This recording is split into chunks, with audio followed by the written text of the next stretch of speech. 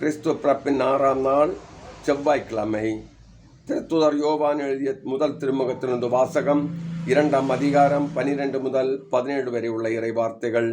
என் பிள்ளைகளே, அவர் பெயரால் உங்கள் பாவங்களை மன்னிக்கப்பட்டுள்ளன.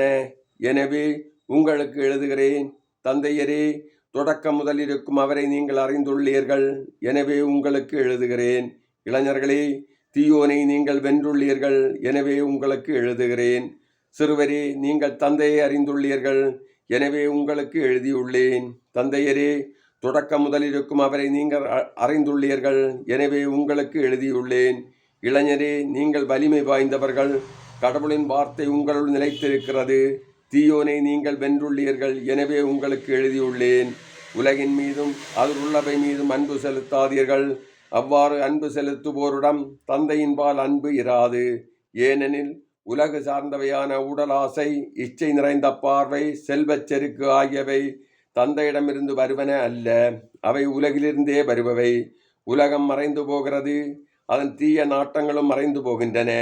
ஆனால் கடவுளின் திருவுளத்தை நிறைவேற்றுபவர் என்றும் நிலைத்திருப்பார்.